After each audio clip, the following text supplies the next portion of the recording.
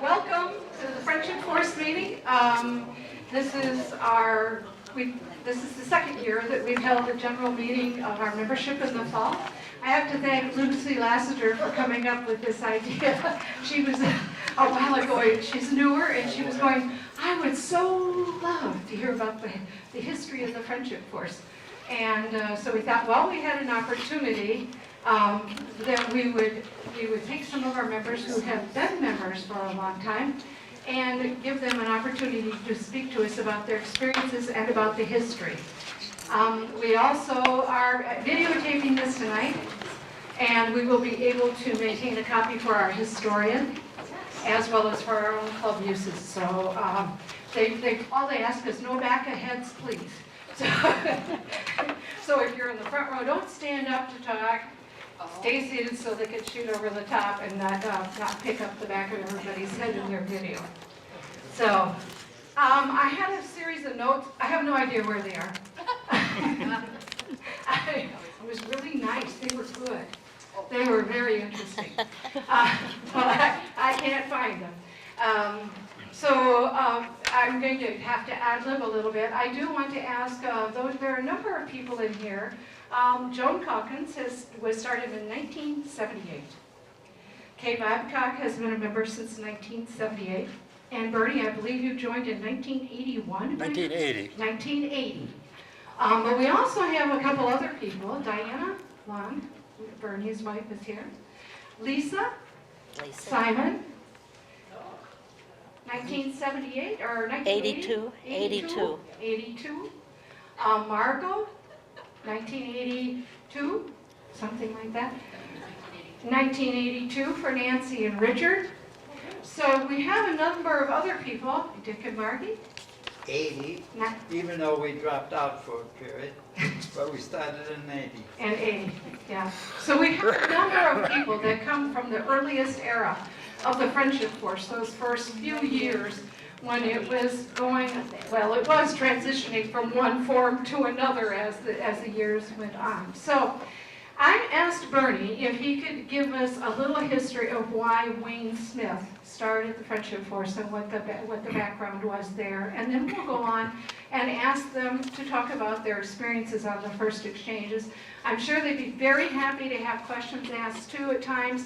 I will try to get into the audience, ask the question, and then come up here and repeat it in the microphone so that we're able to pick it up. So, at any rate, Bernie, I'll give you the microphone. Okay, Sandy, could I ask you to, I made 21 copies of these notes, and if you would, I know they won't go all the way around, but you can start a few from each row and see what happens. And I also have, I have two pictures, copies of the same picture, that show a picture of Wayne Smith and Tevye Tavares. Tevye Tavares was from Brazil, and he was a very close sidekick of Wayne Smith. Those can be passed around. And those pictures were taken in Madison at Monona Center in the year 2000.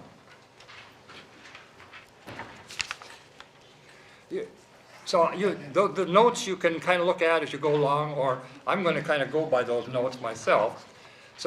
But I want to talk a little bit about a very, very interesting man. Wayne Smith, his birth name was David Wayne Smith, and he was born on the 19th of July, 1934 in Spring Hill, West Virginia. And Wayne was always a Southern person. Later life, he lived in Atlanta, Georgia, but he was always a Southerner. And the way his life started, you might have thought he would never become or be able to do the kind of things that he did. I am amazed at the things that Wayne Smith was able to do. I knew Wayne quite well, not on a day-to-day basis, but we saw him many times, traveled with him a few times. But he was born in a kind of a poor area of West Virginia.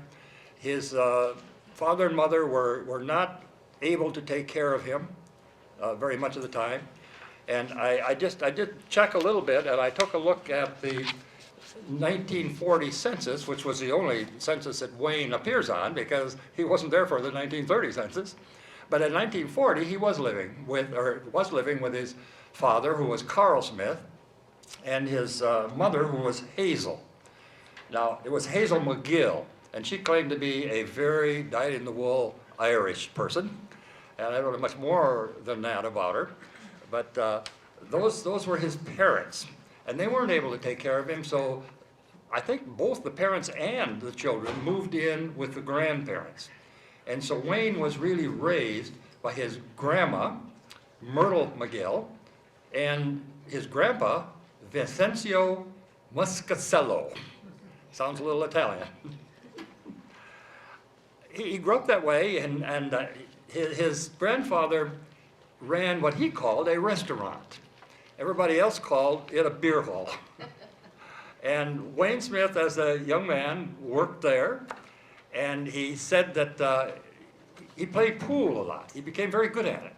And some of the truckers would come in when he was just a young lad, and he'd ask if he could show them a trick shot.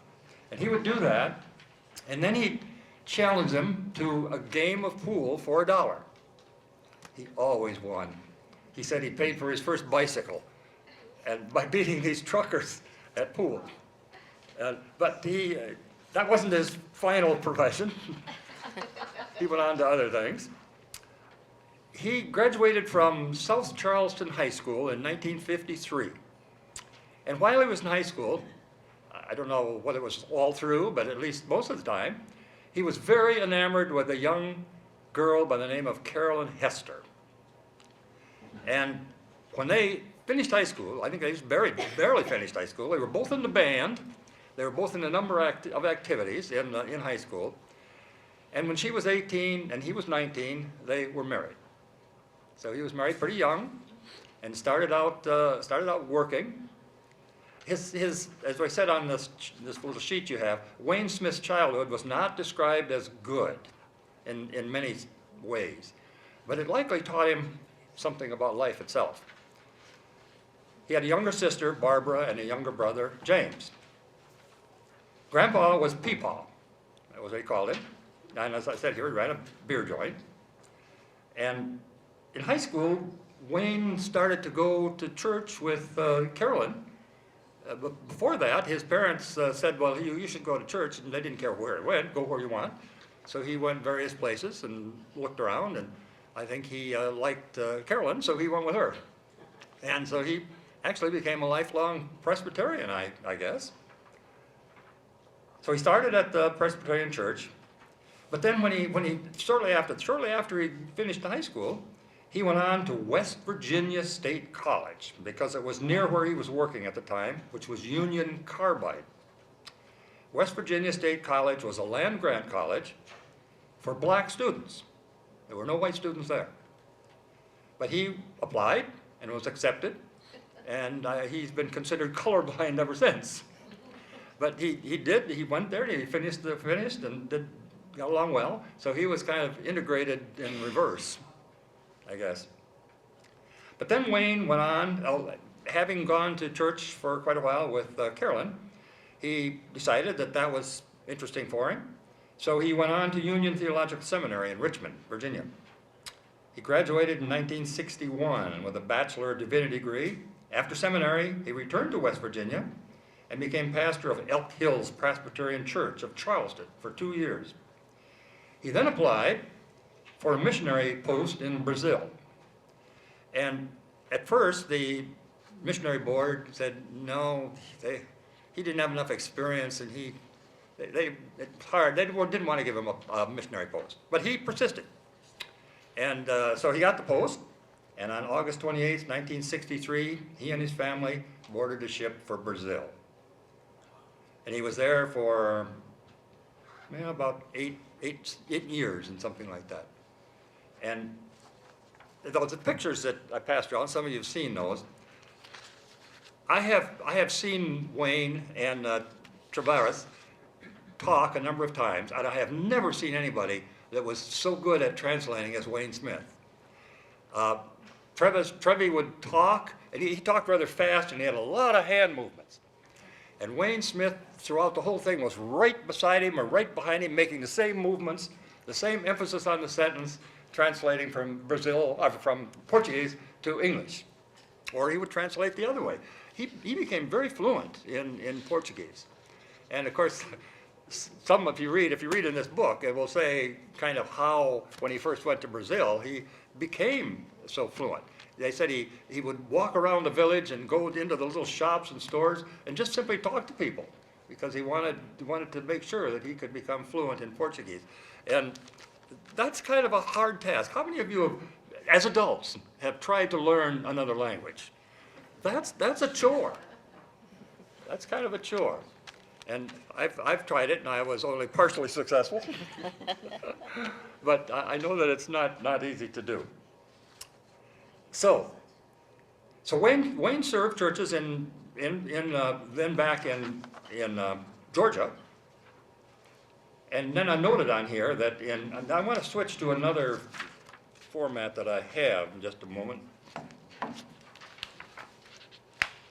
I'm going to read from a chapter of my own book that I wrote about my life story.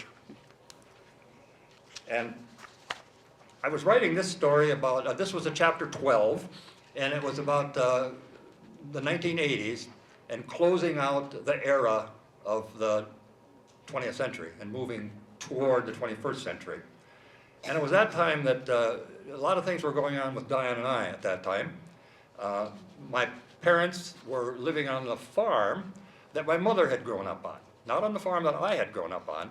But then in 1980, Diane and I decided that we should buy that farm and continue the tradition because it had been in the family for over 100 years. So we did that in 1980. And then we ended up buying a small brown Chevette in 1980.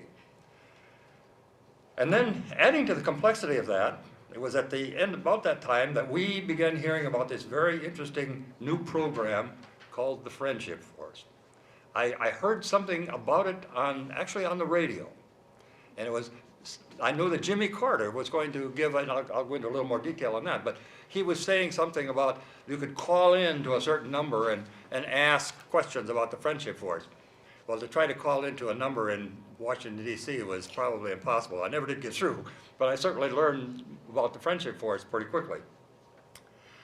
And I wrote in this paragraph, the plan was for people to travel to other countries and have a one-week home stay with families just for the purpose of friendship. The central idea was person-to-person diplomacy based on friendship. The idea was first conceived by Wayne Smith, and this is an incredible idea as we think about all that he thought about, the details of that. He's the one-man idea.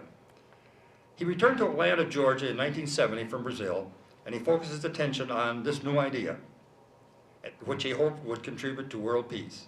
Smith made it a point to meet the new governor of Georgia, which was Jimmy Carter. In 1972, Wayne Smith arranged for Jimmy and Mrs. Carter to visit Brazil to meet with ordinary people and with government officials. Is this breaking up or is it clear? Out a little bit, okay. The idea was tested further in 1973. Well, he did take Jimmy Carter and Rosalind to Brazil to meet with ordinary people. This was just them. But then in 1973, he tested this idea even further when 200 Georgians flew to Brazil on a chartered flight, and 200 Brazilians got on the same plane and flew back to Atlanta. In both countries, the people were hosted in private homes for 10 days. And I got most of the information that I'm just relating to you here from this book, The Other Side of the Mountain, which is a very good detailed story. President Carter was inaugurated on January 20th, 1977, and Smith had lunch with the President and the First Lady at the White House on January 27th, 7 days after he was inaugurated. They had lunch with the President and and the First Lady. And this is the story he told. On a napkin, he scribbled notes and diagrams for an organization which he called the Friendship Force. The plan was to establish Friendship Force clubs in every state and in as many countries as possible. Atlanta, Georgia would be the international headquarters for the organization. The Carters pledged their personal support without getting the government involved. President Carter said, "We'll give you no money and no orders, but we'll support you." The new organization was to have no political or religious purpose. The motto was, "A world of friends is a world of peace." And I think all of us have known that motto. State clubs and clubs around the world were quickly established. Wisconsin began involvement in 1978 with a state-appointed director, Dolly Harmon. I expressed my interest from the beginning, and we became members in the Wisconsin Club. In the late summer of 1980, I received a phone call at my office from our newly formed leadership in Madison, saying that the Minneapolis group needed 10 more couples for their trip to Korea. We talked it over, Diane and I talked it over that evening, and decided that we'd say, yes, we'll do it. That we didn't know much about all of that. We started our preparation by going to the library to find some books and pictures of Korea. We went to AAA for passport pictures and phoned the officials in Atlanta for visa applications. Life-changing things seemed to be happening too fast for us, but I'm going to skip a little bit here now. The first Friendship Force trip to Korea began as we left Madison at 7:30 p.m. from Minneapolis and arrived in Minneapolis, because that's where we're meeting part of the group, and joined several other couples for the next leg of the journey to Great Falls, Montana. Restful sleep was not going to be a part of this experience. In Great Falls, several of us rented one hotel room and rested on the floor as best we could for a couple of hours. We had a little breakfast at the hotel and caught a bus to the airport just outside of town. There we caught our first glimpse of the very large KLM Korean airliner it was a chartered flight just for the Friendship Force group going to Korea. The 250 ambassadors from Madison Club, Minneapolis, and Great Falls had the plane all to ourselves. We flew from Great Falls to Anchorage, Alaska, which was a 4.5 hour flight. In Anchorage, one couple actually became fearful of the whole idea and departed the plane and went home. I never heard from them after that. The 9-hour flight from Anchorage to Seoul, Korea was exciting, even though it was all at night. We had a very nice Korean hostesses to serve us, but in addition, food and drinks of all kinds were available buffet style at certain places on the big plane. You could just walk around and have things. We were, after all, just one big happy group. I learned again that I just did not sleep on airplanes. Later in the flight, the captain came into the cabin and talked with us. He said that at that moment we were flying over the Sakhalin Islands, which was controlled by Russia. I'm not going to go much further with this. The plane landed in Seoul City, South Korea, about 5:30 p.m. Korean time. Part of the group was told that they would fly on to Busan, down in the south, in the southern part of the country. The people from Minneapolis and Wisconsin were going to fly on to Busan. And so we flew on for another couple of hours, and I actually did get a little sleep from that part of it. But we got into Busan, and some folks met us there. Of course, we hadn't been part of the group which was prepared, so we hadn't gone to any workshops. We had no contact with host families. And the host family, of course, spoke no English. And I did find a very good phrase book, which I used, and we did have some recordings that taught us a few words. We could say "안녕하십니까" and "감사합니다," a few things, but that wouldn't get you very far. So they served us that evening. We had a meal, and they wanted to serve us apparently American style. They did, so we had hot dogs. But somehow I was able to let them know that we really were interested in eating Korean food. And from then on, we did. We ate Korean food, we used chopsticks, and actually the family did have a young man that was supposed to be sort of an interpreter. His English was about as hard to understand but we got along fine. And then during the daytime, we would go out with the whole group that came down to Busan was a smaller group. So we usually did things during the day as that smaller group. And there was always one of the Korean people or two that could speak enough English to let us know where we were going and what was happening. So that was our very first trip with the Friendship Force. I'll just say a couple other things about Wayne Smith. Wayne Smith died on June 16, 2004. He had a number of illnesses.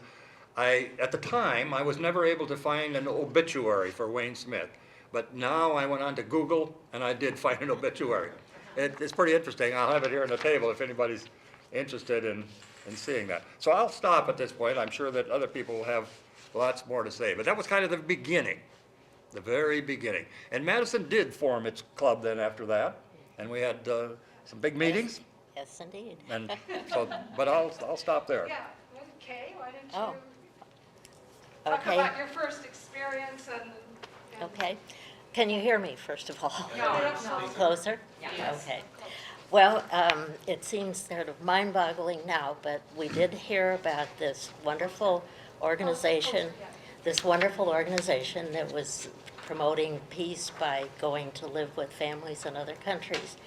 And we heard about it first through our church, Luther Memorial, because Gary Ama was very highly involved in planning this, the very first trip, and he was a good friend of the Calkins, and that's how we found out about it.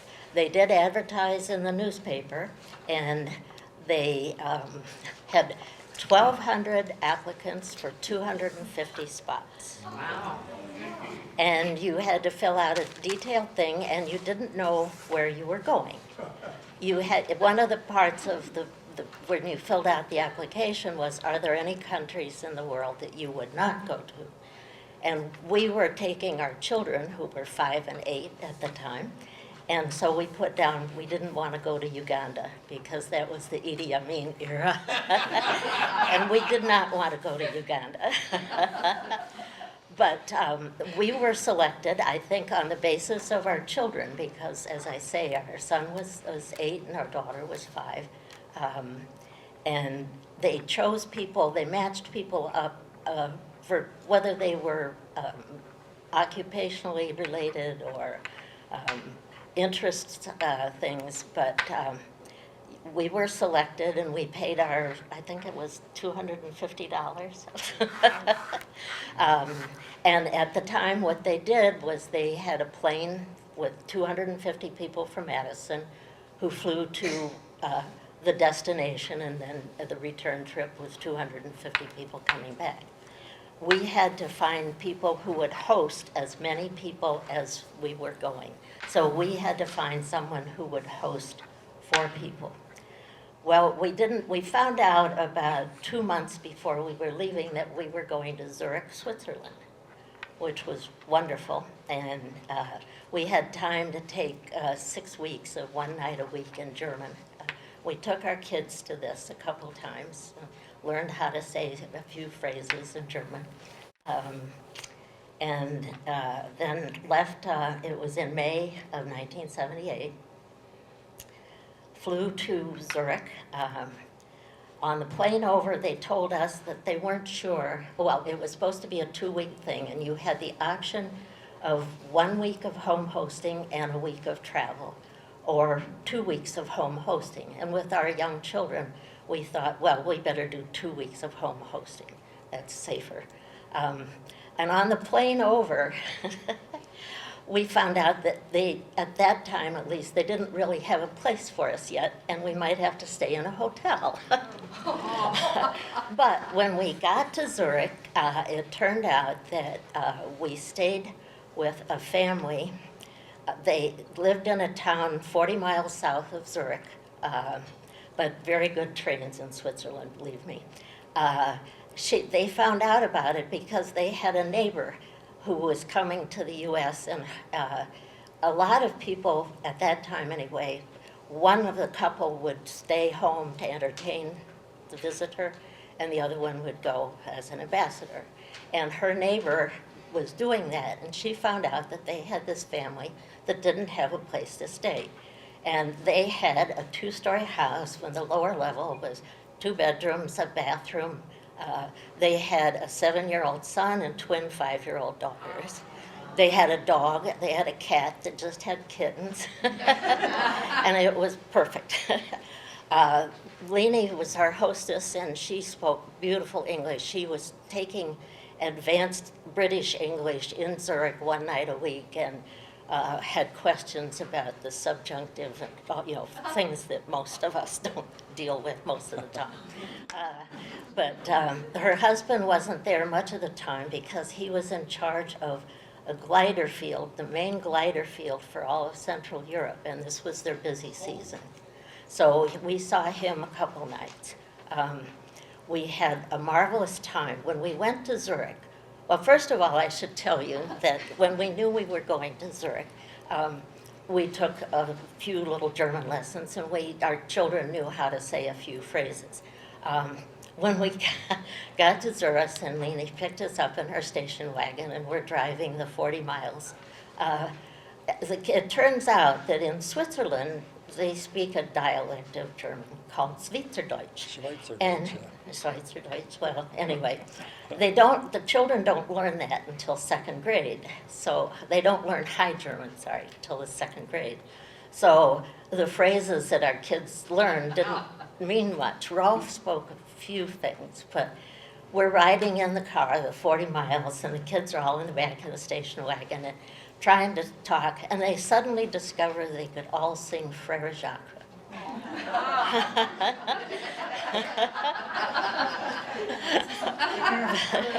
Frère Jacques in French, of course.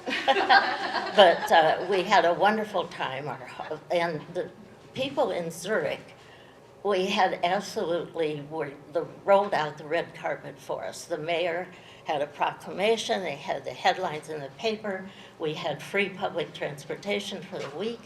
They took us to a bank where we went down and saw all the gold bars in the basement. They gave the men a Swiss Army knife. We got a beautiful handkerchief rolled up like a red rose. There were several programs.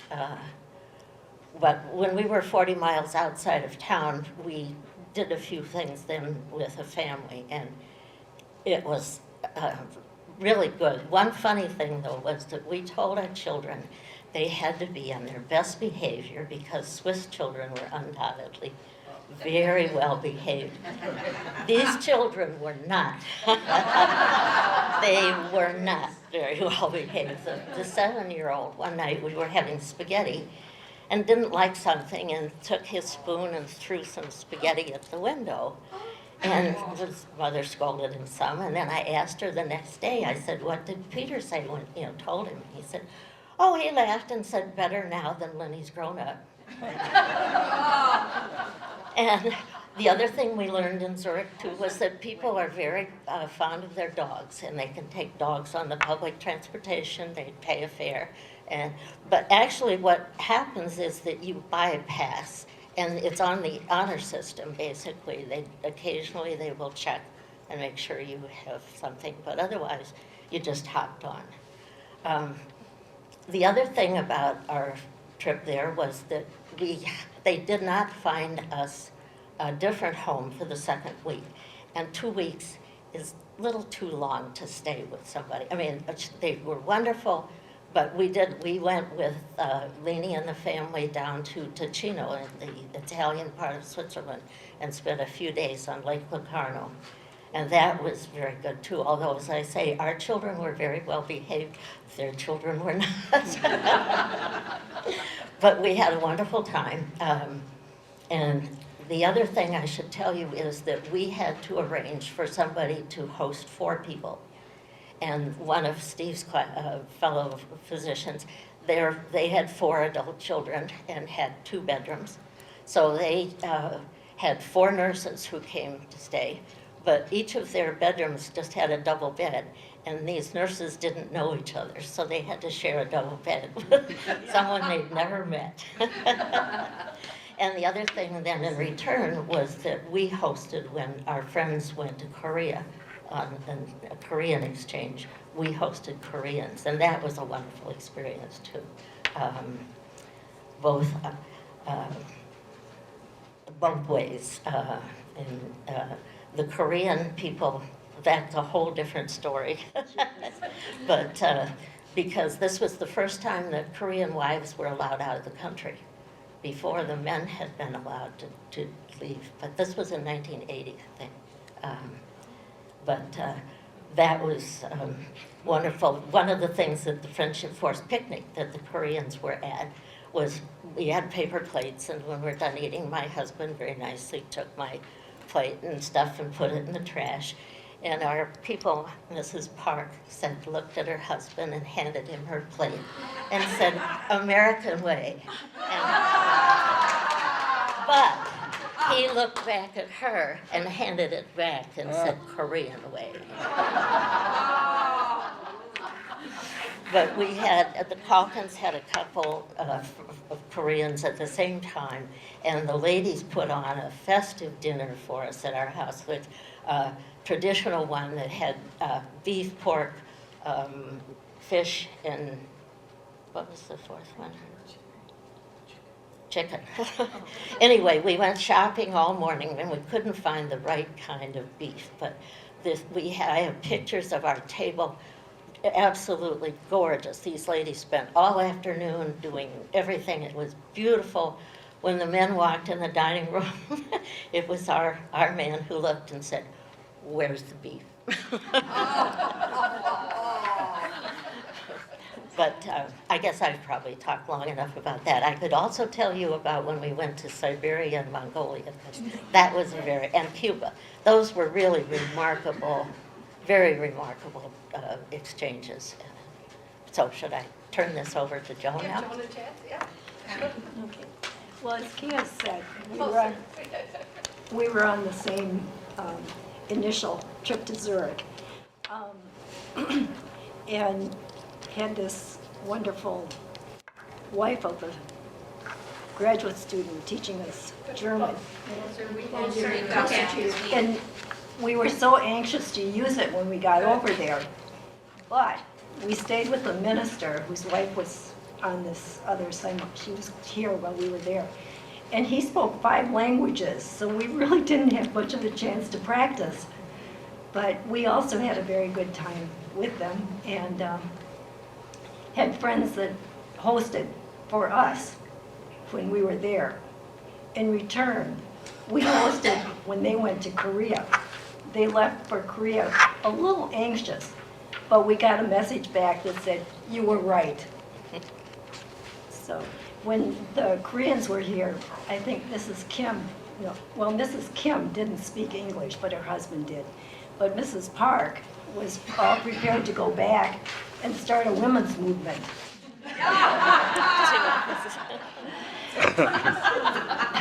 They did have 2 sons, I think, that were working or in school here. Is that right, Kate?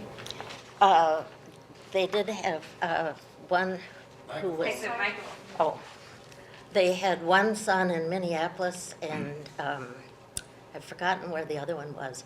But after they stayed with us, our couple, were going to San Francisco and Niagara Falls. But absolutely. But we had kimchi for breakfast kimchi and rice for breakfast every morning. But Mrs. Park was very definitely the power behind the throne. He thought he was running things, but and I don't know about anyone else, but when we were hosting them, I had taken a lot of stuff and dumped it in our bedroom so it looked neater and less crowded. And so just before they were leaving, Mrs. Park said, "May I see your bedroom?" Because she wanted to make us a bedspread that would match our colors, and she did and sent it to us. But, I'm opening the door. But that was a very good experience, too. But it was a wonderful idea, and the fact that you didn't know where you were going until not too late, although I guess Bernie's people thought it was too late. But the simultaneous exchange was very nice, and as you didn't have to worry about interviewing home hosts at the time, because you had to provide the hosts for the people that provided your hosts for your trip. So do you want to talk more, or should I talk about Cuba or Mongolia or? I have a couple other things to say too, but Sure. maybe Joan's not finished. Joan was not done. There were, the Zurich trip was a 250 people. That was a simultaneous trip. The Korean trip was also simultaneous in 1980. And then there was another Korean trip that was a simultaneous one in 1981. And then Gelsenkirchen, which Lisa went on, that was also a simultaneous trip. So those first 4 or 5 were simultaneous trips. Let me just, I found this from 1999, telling our story, and this is by Wayne Smith. And I won't read the whole thing, but part of it, this was as we move into the new millennium. The Friendship Force story is one we all need to hear. How was it that in 1977, a newly elected American president and his wife agreed to sponsor an untested concept called the Friendship Force? What were the real motivations and dreams of the founders of the organization? How was the name chosen? Did people really sign up and pay their fees not knowing their destination? How could exchanges be successful with hundreds of ambassadors participating? How were they selected before there were clubs? Why did we get involved in the Soviet Union during some of the darkest days of the Cold War? These questions and many more are at the heart of our story. And as long as I have good health to travel this globe, I am eager to share it with all members firsthand. For in hearing where we came from, it will be much easier to focus on the road ahead. I've decided, therefore, that over the next 5 years, I will visit with members of every club in the world. In some cases, it may be necessary to bring people together. He was not looking for a big, fancy gathering, but just to talk to people and hear their stories. I might mention, too, as we went a little bit farther, my husband Dean actually led 3 trips to Russia, all of which were quite different. The first one was in 1983, when they had to stay in the Cosmopolitan Hotel, which was under surveillance, and they felt it was bugged. There were 80 people that went at that time. One of the physicians at work was also going over there, and I just facetiously said, well, keep an eye out for Dean. They absolutely did meet at the elevator at the hotel. But anyway, that was a little, I know my husband said that he gave a big sigh of relief when they were all back on the plane and headed home. I don't know, were any of you on that same trip? Margot, okay. The second time he went was in 10 years later, in 1993. That time, he took our daughter with him, and also Kay and Steve's son. And They Steve. What? Steve and our son both went. Oh, yeah, Steve and Tom went. But that time, they were home hosted, and in case of Dean and Carrie, they stayed with the family. The husband did not speak English at all, but the daughter was the same age as Carrie, and she taught English over there, so they had a great time. And in fact, at this point, even that long ago, she is still in touch with Irina. Irina came to visit, they had a group visit someplace on the East Coast, and she took a side trip over to meet with us and to visit with us while she was here. But Carrie and Irina are still in touch at this time. Where did you go in Russia? Well, St. Petersburg and yeah, They were Moscow and Novgorod. Moscow, Novgorod, yeah.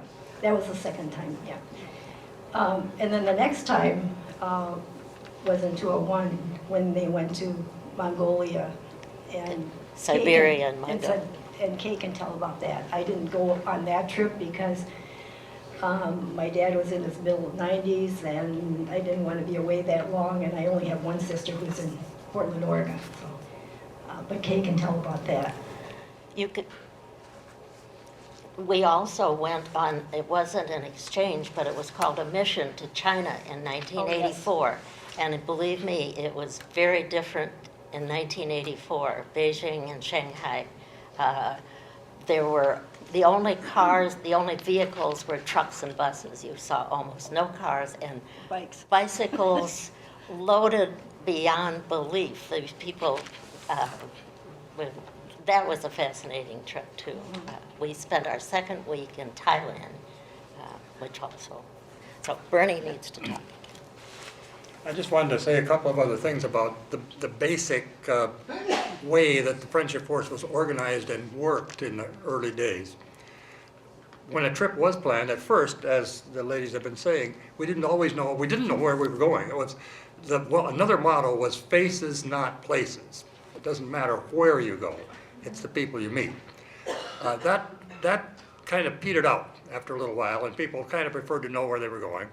And we did have what we called workshops.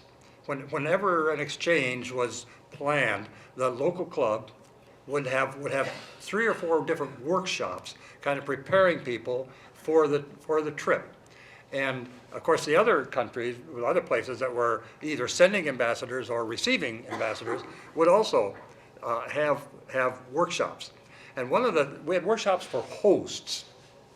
And some of the things that people really needed to remember and know about, especially Americans, is that a lot of folks come to our houses with nice, fancy bathroom fixtures, and our guests don't have the foggiest idea how to work them. They get stuck in the shower and can't get out. They don't know how to turn the bathtub water on. And I mean, part of the task of hosting was to tell, when people come, show them many of the things that they need to know about. Now, one thing, when we went to Korea, we sort of knew, but we weren't quite aware of how sleeping arrangements were. We knew that basically people slept on the floor, not in beds. And we did. We slept on a mat on the floor with a round, very, very hard rice pillow.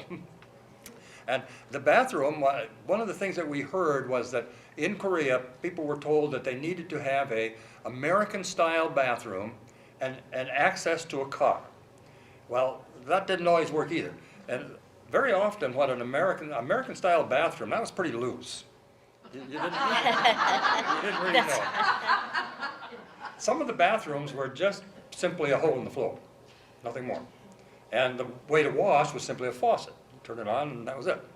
And when we first went into the bathroom in Korea, they had a really nice tile tub, just about chest high, and was filled right level full of warm water. And I was quite sure that you weren't supposed to climb in there. It would run the water all over the floor, for one thing, but there was a dipper there, and so I used a dipper and just dipped water out. And I think that was right. Although nobody ever really told us about that. No, but I think the workshops were always very good. And of course, I think we needed to let people know if they were going on a Friendship Force trip. One thing that I always said, a Friendship Force exchange is not a vacation. Don't think I'm going to take a vacation and go on a Friendship Force exchange, because it can be hard work. I mean, you're going into a family that you don't know. You may not speak their language. They may not speak yours. And so you have to go prepared. And also, one of the main ideas that people always reminded you, be flexible. In other words, if you think you need a shower every day, forget it. You're probably not. In many places, you're not going to have a shower every day. And some of the amenities that you think are normal are not normal where you may be going. And so I think those are some of the things we try to do in workshops. And I think that worked quite well. And another thing about the Friendship Force, that not only international exchanges, but fairly quickly, we started having domestic exchanges. One of the first domestic exchanges that we went on was with Oklahoma. And then there were some others too, but those worked very well if people were interested in doing a domestic exchange with another Friendship Force club. And besides that, every year at the beginning, and I think it's still every year, sometimes I miss one, there's an international conference somewhere in the world. The very first one that Diane and I went to was in October of 1987, and that was in Richmond, Virginia. That was very nice. The next one we went to was in Veldhoven, Holland. And that was, so it would kind of switch. It would be maybe in this country, and then it would be somewhere else for a couple of years. And the last exchange that I went, and Diana didn't go on that one because we had some things going on at home, But I went, I traveled, it was in May of 2007. And probably some other folks in this room might have been on that one too. But we went to Wessex and Hampshire, United Kingdom. And the first week I stayed with a gentleman, just he and I, but then we visited some other people. Second week, I was going to stay with another family. And then I got notice that that family couldn't take a guest because of death in the family. But there was another lady named Rosemary Jones, who was an older lady, said that she would take somebody. Well, that was okay. I didn't care where I stayed. But then the day that we arrived, Rosemary broke her arm. But she said, he could come and stay anyway, but he may have to help in the kitchen. Well, I thought that was part of being flexible. It worked okay. So I got to wash dishes and a few things, but those are some of the things that happen on exchanges. There's so many other things, but we don't have 3 days, do we? Yeah. Will somebody give us the story of the vest? Of the vest. Oh, The vest. Maggie Dome would know, probably. I don't know. we wore Do you them. know when they We wore started them. and who made them? Nancy Miller did. Nancy Miller did. Nancy? Yeah. We aren't wearing these as much as we used to, but we'd all march through the airport wearing our little vests and people go, who are you? Yes. And why are you dressed like that? And sometimes They you come in a people, variety of sizes, and we have maybe 30 of them. Looks to me like I might have a small or very small one on. But we made these so that they were identifiers when we went to major airports. And they have a variety of figures on them, and I can pass that around, or you can come up and take a look at them. But they have a variety of figures on them from different parts of the world. People have found in the past that they like to take a look and see if they can find the image that represents their country. And it's been very helpful as we have gathered in large airports. So I had a group that I led to Japan. We're gathered. One of the hosts traveled, and it's very unusual in Japan, took the day off work, which they never do, but they loved Jan and Ivan Grusmacher. So they drove 2 hours to the airport with, and how many of you been to Narita? Arena? Yeah. Okay, you know how big the place is. They had no idea where the airline was leaving from, and they wandered through the airport and saw the vests, and were able then to hook up for one last hour or so with their favorite ambassadors. So they've been around for a long time, and they are housed with the organization, and then we just loan them out for the exchanges. They help when we are traveling. Lisa is one of the best individuals when she travels, as far as somebody on the airport plane or inside the airport will ask what the vest is all about. And Lisa will tell them, and it's just a good way to market the organization as we move through our week's activities. Does anybody have some questions for our group? Anybody? Nancy?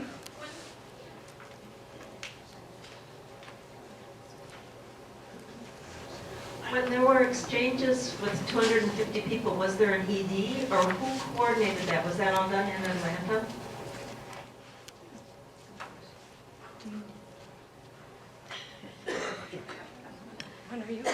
Much of the coordination was done in Atlanta. Atlanta arranged all the air flights for a long time, and they would send the tickets to us, or to whatever club it was. And with a large group like that, they would have maybe one person who was an exchange director, but they'd have several other people who were helping with that exchange. And they'd have a treasurer and a secretary and some other people who actually helped with the exchange. But then, over the years, it got down to where 40 seemed to be a very popular size for a long time. And that worked pretty well. But I think now it's down to 20 Yeah. or so, and that still works okay. So things change over the years, and I think one of the things that we all know who have been part of the Friendship Force is that when this was started in 1977 up to 1980, we had almost monopoly on the market share of this kind of a thing. But a lot of things have happened, that a lot of trips are planned by other groups. They're not quite like these, and I don't think there's any, I mean, I'm prejudiced, of course. Our traveling was almost all done through the Friendship Force. And one thing that we said at the beginning, and I think it is very true, that the 7 day, it was a 7 day stay. That was the length of time that we really thought was right. And we talked about a magic that would actually happen in that 7 days. When you first go there, you don't quite know what's happening. Everybody's a little shy. You don't know what people will eat or not eat. You don't know how comfortable you are. So it takes a day or two to get through that. About the 3rd day, you do start getting comfortable. By the 4th and 5th days, you become friends. And I think that when the 7 days are over, there's really been some sort of magical thing has happened. And I don't know whether that happens as well with 3 days. I know that now the exchanges are usually shorter. But we had several exchanges where we had 2 home hosts. Never in the same family, though. We always, in Korea, we had a home host in Busan, and then Diana and I traveled by ourselves all the way up to Seoul City and stayed with another family. And it was both great. So, Joan, do you have some other I comments? just wanted to make a couple. We've also had some wonderful mystery trips, too. Yes. Where sometimes we didn't know where we were going. I know one time we were going to the Quad Cities and trying to figure out, we're going this way, where could we be going? But there have been a number of, and then Marv Beatty did a trip that gave a lot of historical and geographical information on our trips. Before there were vests, when we went to Zurich, we had blue bags. So you could always spot, they're part of our group, and so that was a way of identifying those two. Yeah. Yes, actually, we were each given a travel fake leather bag with a crest on it that said Friendship Force and the exchange with Zurich and Madison, which I still have in my closet, and I didn't think to bring it.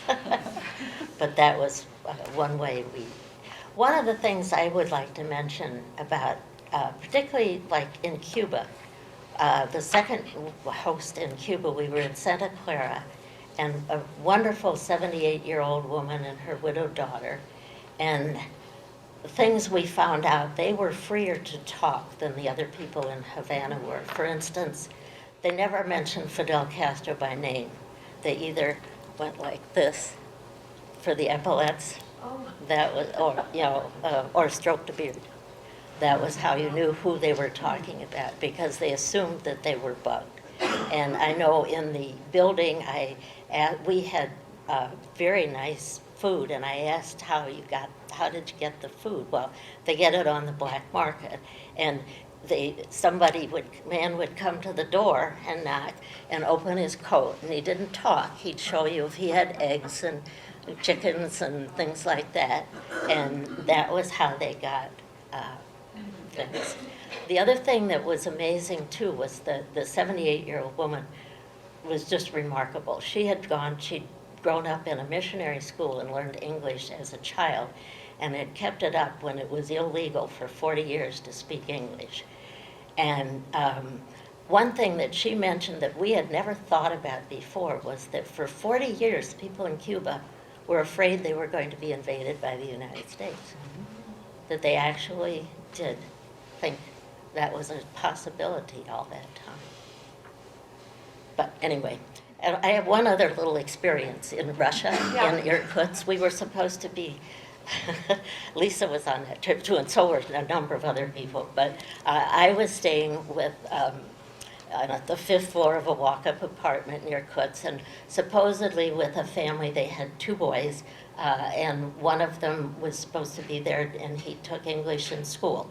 Well, when we got off the train in Irkutsk, I met my family and we dropped the 18-year-old off at the hospital where he spent the week because he had an infection, a throat infection.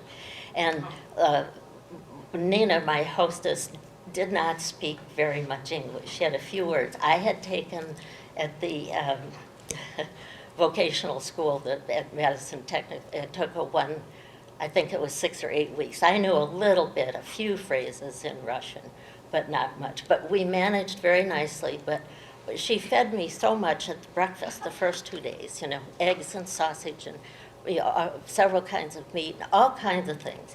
And so I tried to tell her that that was too much, and I said, this was when her neighbor, who spoke no English at all, was over too, and said, I've forgotten how to say it in Russian now, but anyway, I used the English word cereal. Oh, her eyes lit up, her friend, they just looked so happy. They dragged me in the living room, turned on the TV, and they watched a soap opera called Santa Barbara. And that was their cereal.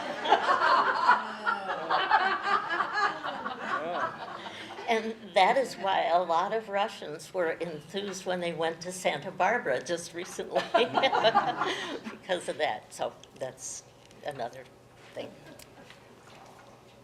I think one more question this is the big one, I guess. I would ask you, we always say we travel to make the world a more peaceful place. Do you think you did? All those years, do you think you really made a difference, even on a small scale or a larger scale? I have always thought that we definitely did. It was a good opportunity. I think that from 1978 up to 2000, it was one way. I think when we got into the 21st century and 9/11 happened, then that's a different era. But I think we really did. I think for one thing, I always said, if you visit a country and you meet with people, you come back home, you definitely read the newspapers differently. You see the news differently. And you realize that these are real people, they're walking on the streets and bad things are happening and bad things are happening here. Many people that you talk to in other places think that every American has at least one gun in his pocket, and maybe more. But that's, America is a dangerous place. It's overloaded with guns. And so the idea is that you have about a country, and I was in Moscow once too, and there was an ex-Navy man was sitting there. He couldn't speak. He spoke a little English. And he said, I was called Burning. And I said, Burning, but he said, Burning, why did we want to fight with each other? I said, well, I didn't want to fight. He didn't want to fight. So I think that sometimes you realize that these are real people. They're not just ugly monsters. But I think it definitely makes a difference. And Do you have any comments? No, I would agree with that, and particularly when you went to countries that were more foreign. I mean, not just Germany and England and countries that you still want to get to know the culture and the people. And but I think things like Vietnam and Cuba and Siberia and Russia were particularly good in letting people know, and I think most of our ambassadors have been good people, and to not leave the ugly American ideal over there, not ideal, but stereotype. So I think it did help. I agree with that as well. I think sometimes maybe our governments don't always get along, but the people are people, and it brings along a better understanding between, and it's amazing how close you can get to a family or people in a short period of time, and keep in touch with them. So it is a piece, I think, a peace and friendship.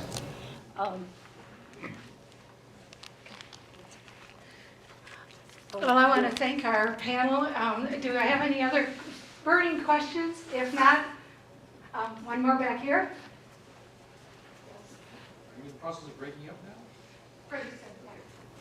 Okay, so I just learned about the Friendship Force on Sunday, so that's why I'm here. Well, welcome. Yes. are members of Servus, so we've traveled around the world for 10 years or so with Servus. So my question is, how do you join? Number two, what have you been doing recently, and what do you plan to do in the future? Yep, I was going to say, I do have an application on the back and a brochure. The exchanges for, we just kind of wrapped our last exchange for this year.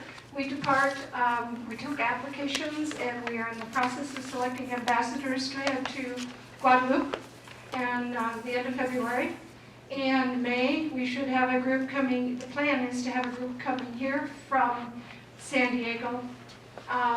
June, we should have a group here visiting from New Caledonia, which is an island in the South Pacific. And in August of this next year, we will be departing for 1 week in Medicine Hat, Canada, followed by a week in Vancouver. So that's our exchanges for the coming year. The following year, we're just putting in requests now. And we've got our priorities for our international exchanges. We are requesting India, because India was just here this summer. We had an incoming from India. So we are asking to go to India. We have Chile on the list of our requests. We have South Africa on the list, and Japan. Now, sometimes we ask for those, and we get Mexico. Because they all go to Atlanta, and they make the decisions and the matching for all of the clubs worldwide. And so if you can imagine, if you have 20 people requesting to go to Sweden, 20 clubs, and Sweden only has 1 week of hosting, there are 19 clubs that are disappointed. So that becomes Atlanta's responsibility to figure that out. We do have, I just want to point out, we do many activities around here. We try to have 1 to 2 activities a month. Sometimes they're called LEOs, which are Let's Eat Outs, and it's small groups that go out and eat in international restaurants. There is a sign-up sheet because we clean up the highway north of Middleton, so we need help cleaning up the highway. That's this coming weekend. And we do have a newsletter that comes out once a month with all of our activities listed, and that's also on our website. Pardon? Oh, yes, global, yeah. There are multiple exchanges, ways to travel. We have the ones that we are club-to-club exchanges, where your club is assigned to a club someplace else, or to host a club from someplace else. But there are now other opportunities that if you look at our website, you will see that, for example, Cedar Rapids might be assigned to go to South America, and they may have 1 or 2 open spots.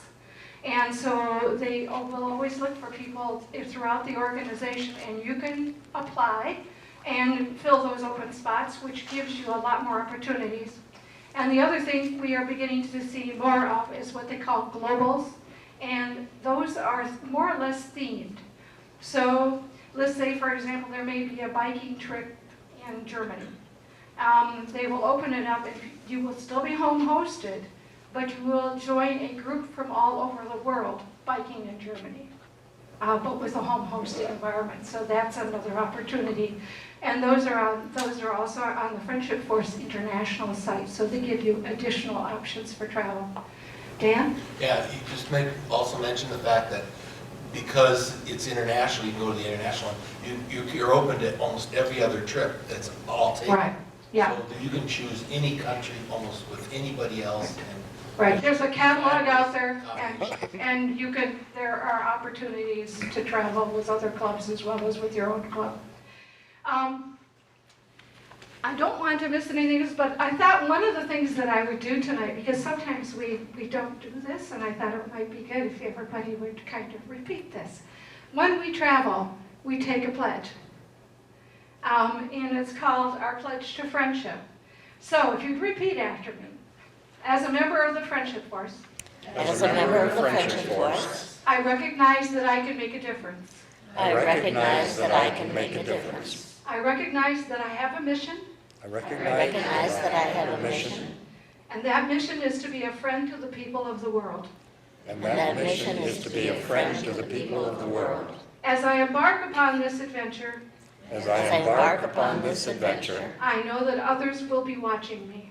I know that others will be watching me.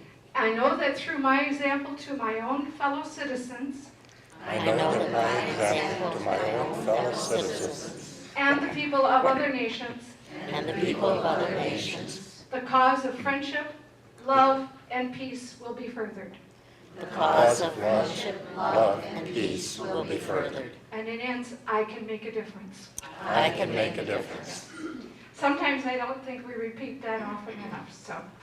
Anyway, I think that concludes the program for tonight. We have international desserts and some beverage, and so join us and then ask any questions that you might have of any of the ambassadors here who have traveled with us around through the years. So.